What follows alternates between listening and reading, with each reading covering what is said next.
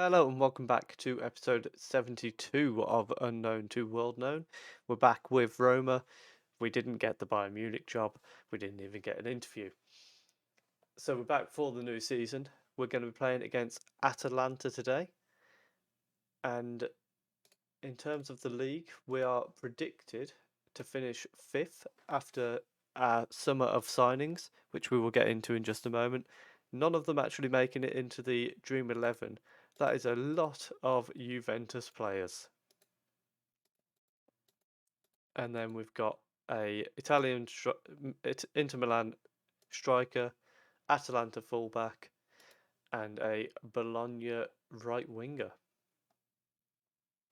So if we have a look at our team, our key player is still Ibanez.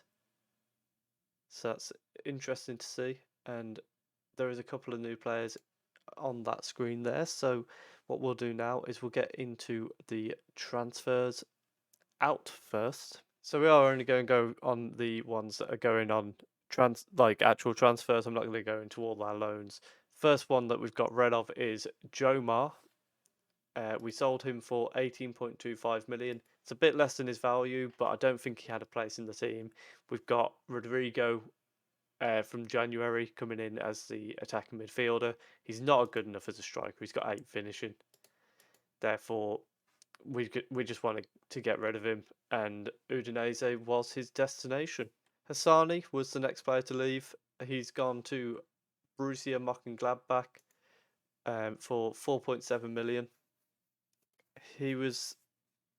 It's a bit of a shame. He was good potential, but I think we've just got a few of our new signings are better right wingers than him already, and I just didn't want to wait for him to get better.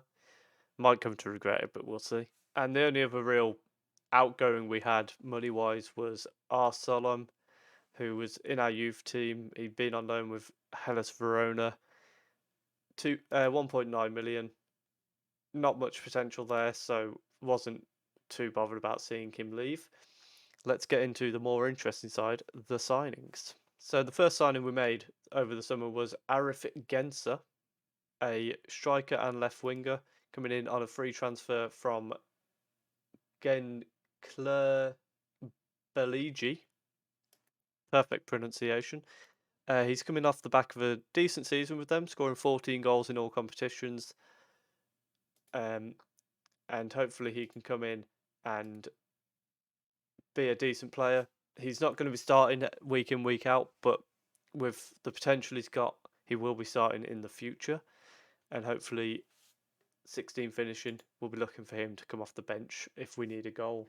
Next up, returning to the save, Wilmar Steven Geraldo coming in from Tottenham on a free transfer. We can't use him this year. We're going to try and get him out on loan for the season until he's eligible for our first team because of the non-EU problem. Or we might try and sell another EU player in the last week or so of the window. Got a bit of potential to improve, so hopefully he can come in and do a job for us. Then we have Linton Maynor coming in on a free transfer from Hoffenheim, 30 years old, bit older than I tend to sign players, but he looks like a very, very good right winger, and he can play anywhere in the midfield, really, even centre mid if we wanted to. That's quite unlikely. But on a free transfer, I thought he can come in and do a job while we continue to develop the rest of the players. Next, we have Lucas Pospek coming in from Slavia Prague for £70,000 in compensation. He's already 3.5 star attacking midfielder. He's mostly going to be playing in central midfield because of Rodrigo going through the middle, but looks like a very, very good signing for us, and that versatility will come into play as well. And then the final of the free transfers, Zoran Vlasic. This was a bit of a disappointing signing. He was expected to be a lot better than he was, coming in on a free from Red Star. Not great. A bit of a disappointing signing, but somebody who can be there as backup if we need him. That's all he's going to be. with that potential, and that was a one we got wrong. Now we have the first player we signed for money, Claudio Cerci, kind of what we wanted Vlacic to be. £3 million from Parma. It could rise up to £7 million depending on add-ons, but he's come in to sit in the holding midfield role, and his stats just look perfect for that type of role. He's got good passing, very good tackling, lots of stamina. So he's going to be a hard worker in the midfield, and he was really cheap as well. Next up, we have another cheap signing. So we had Galini leave, as well as a couple of our other goalkeepers. Their contracts expired. They weren't very good. So we brought in William Angulo for 650,000 and part exchange. I can't remember who it was we part exchanged. Um, he's come in 2-star current ability. That's fine to be a backup for Varinha. Hopefully, he can develop a bit as well. But Varinha is really where you're going to see the main goalkeeper, and he's here to be the backup. So Galini went to Watford for 2.5 million. I just had a quick look. Bruno Rocca was our next signing. He's again one that we got a little bit wrong. Came in for £3 million, could rise to 5.5 million. He's a bit of an average player. Can play left back and centre back, but can't cross a ball to save his life. So if he does come in, he'll probably be sitting as the no nonsense fullback, where his stats are much more suited, and it will only be rare occasions really that we see him. Then coming in on loan, we have Panagios Retsos, a ball playing central midfielder coming in on loan from Atletico Madrid. We are paying £150,000 per month, but for the player that he looks to be, that was a big weakness for us. So he's going to sit in, be in our top 4 centre backs alongside Ibanez Varnier and another new sign that we'll get to in a moment. No agreement at the moment for like buying him at the end of the season, but it's something that we may explore at the time. Next up, we have one of the big signings, Fernando Wilson.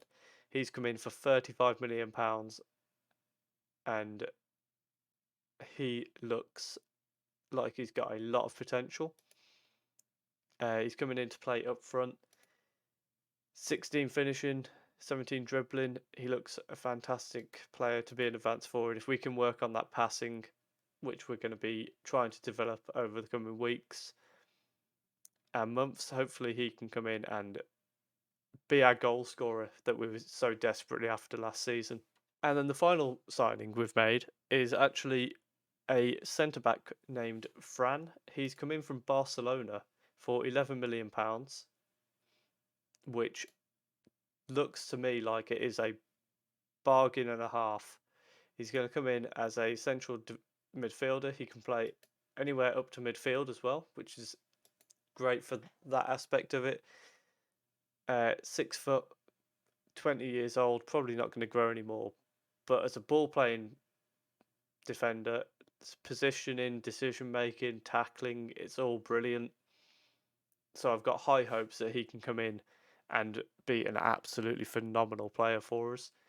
So what we'll do now, we'll do a quick roundup first, actually. So overall, we've spent £54 million and sold £26.5 million plus Galini and Simic leaving, because really they were this summer.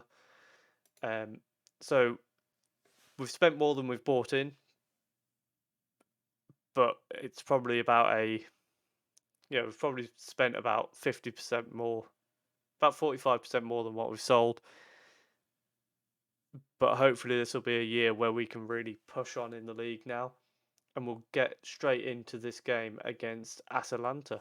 Okay, so our lineup for the first game of the season, we've got Varinha in goal, a back four of Maitland-Niles, Fran, Ibanez and Angelino, Hannibal and Pospech as the holding midfielders, with Mayna on the right, Rodrigo through the middle, Victoriano on the left, and then Wilson getting his debut up front.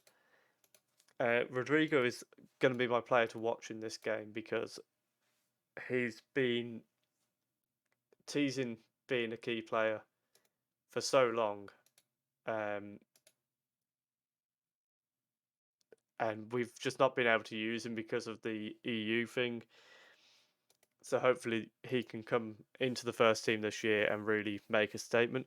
Also, player to watch for Atalanta is going to be Branco, um, because he has been highlighted as the best left back in the league. So it only makes sense that we say he's our player to watch. I'm going to try and start um, picking out a player to watch in each game that we play. It was suggested to me by Miles as we go 1-0 up. Fantastic volley from Victoriano. And it was something that I intended to start doing, and I did do it a couple of times in the QPR portion of the save. You may have noticed. I got out of the habit of doing it, so that's going to be something that we try and do: is highlight a player to watch for the opposition in each episode. Fantastic finish from Victoriano to put us 1-0 up against Atalanta as they look to find space down the left hand side, and they are straight back in it through a strong header from Mikhail Silas.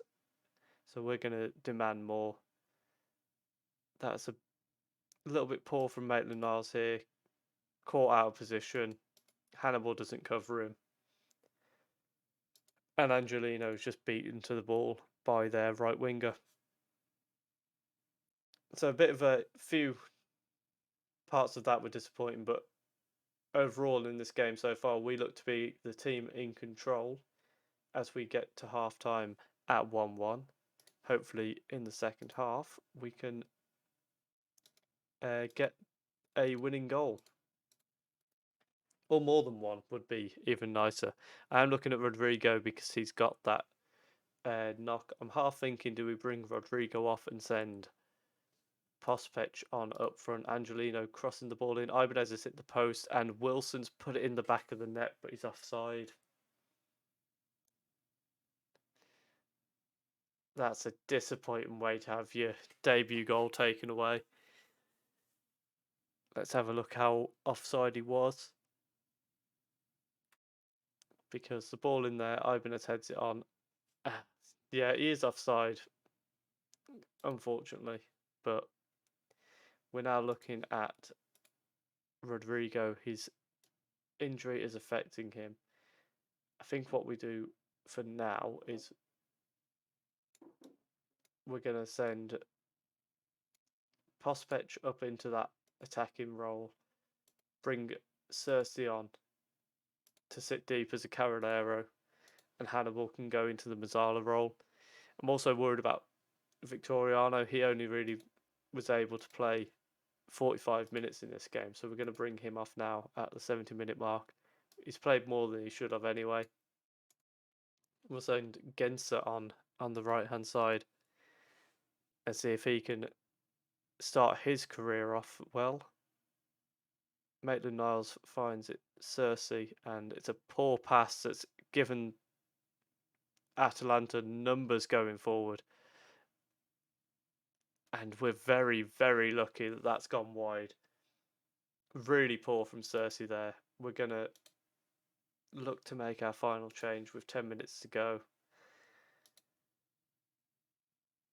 And I'm looking at Maina, not had a great debut. We're going to send Fernando out on the right hand side, I think, for those last few minutes, and try and get Prospect attacking through the middle